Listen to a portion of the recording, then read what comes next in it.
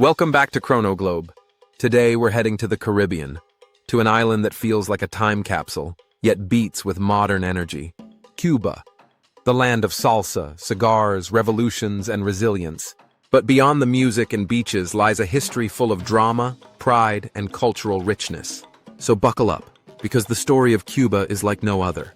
Hit subscribe and unlock the past. Chapter 1. The First Cubans. Long before Spanish ships arrived, Cuba was home to indigenous peoples like the Taíno and Ciboney. They lived in small farming and fishing communities, growing cassava and corn, and navigating the Caribbean seas in canoes. They had rich spiritual traditions, honoring spirits called Zemi, and lived closely with nature. But their world would change forever in 1492, when Christopher Columbus landed in Cuba during his first voyage. Chapter 2. Spanish Rule and Colonization. Cuba quickly became part of Spain's growing empire. The indigenous population collapsed under disease, forced labor, and colonization. To replace the lost workforce, Spain brought enslaved Africans to work on sugar and tobacco plantations. By the 18th century, Cuba was one of the world's largest sugar producers, and Havana had grown into a bustling port city, known as the key to the New World. But beneath the wealth, there was struggle and inequality that would shape Cuba's future. Chapter 3. Battles for Independence. By the 1800s, Cubans were fed up with Spanish rule. In 1868, the 10 Years' War began, the first major fight for independence. Though it failed, it sparked decades of resistance. One hero stood out, José Martí, a poet, journalist, and revolutionary who became the voice of Cuban freedom. Martí's writings inspired Cubans to keep fighting, even after he died in battle in 1895. Finally, in 1898, the Spanish-American War broke out. After Spain's defeat, Cuba gained independence, but with a twist.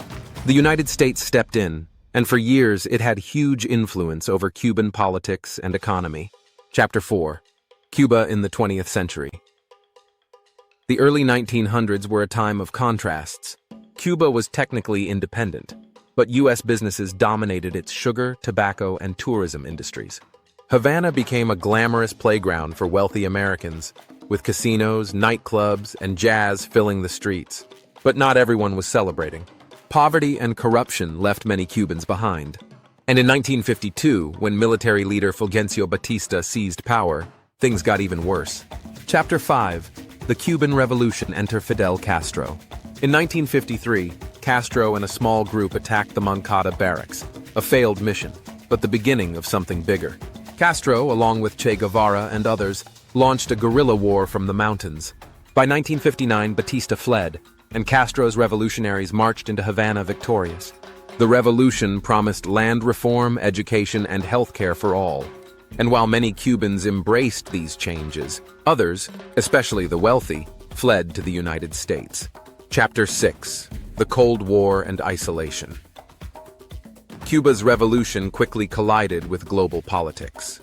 Castro aligned with the Soviet Union, leading to decades of tension with the U.S. In 1961, the failed Bay of Pigs invasion saw Cuban exiles, backed by the U.S., attempt to overthrow Castro, but they were defeated. Then came 1962, the Cuban Missile Crisis. The world held its breath as Soviet nuclear missiles were discovered on Cuban soil, bringing the planet closer to nuclear war than ever before. After tense negotiations, the missiles were removed, but Cuba remained isolated from much of the world for decades. Chapter 7. Life under Socialism. Under Castro, Cuba built one of the most extensive public health care and education systems in the developing world. Doctors were trained by the thousands, and literacy rates soared. But U.S. embargoes and economic struggles meant shortages of goods, from food to cars. This is why Cuba today is filled with classic 1950s American cars, because people had to repair and reuse them for decades. Cuban life became a mixture of resilience, creativity, and making the most out of limited resources. Chapter 8. Cuban Culture. Music, dance, and more. If there's one thing Cuba is famous for, it's culture. Music is the heartbeat of the island. From salsa and son cubano to rumba and reggaeton. Icons like Buena Vista Social Club brought Cuban rhythms to the world. And dance? Let's just say if you visit Havana, expect to end up moving your hips, whether you plan to or not. Cuban art is also vibrant, blending African, Spanish, and indigenous traditions into colorful murals and performances. And of course, there's the world-famous Cuban cigar, considered by many the finest in the world. Chapter 9. Religion and Traditions.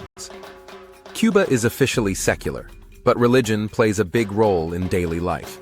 Catholicism came with the Spanish, but African traditions brought by enslaved people mixed with it to form Santeria. In Santeria, African deities known as orishas are honored with music, dance, and rituals. It's a powerful example of Cuba's cultural blending, where different roots come together to create something unique. Chapter 10. Cuba Today. After Fidel Castro stepped down in 2008, his brother Raúl Castro and now Miguel Díaz-Canel have led the country. Cuba still faces challenges: economic struggles, limited freedoms, and ongoing debates about its future. Yet it remains one of the most fascinating places on Earth. Its people are known for their warmth, resilience, and creativity.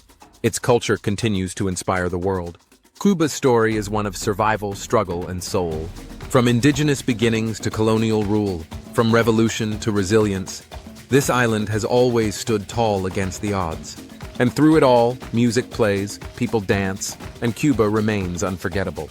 This was Part 1, History and Culture of Cuba. Stay tuned for Part 2, where we'll dive into Cuba's breathtaking landscapes, vibrant cities, and some quirky facts that will make you smile.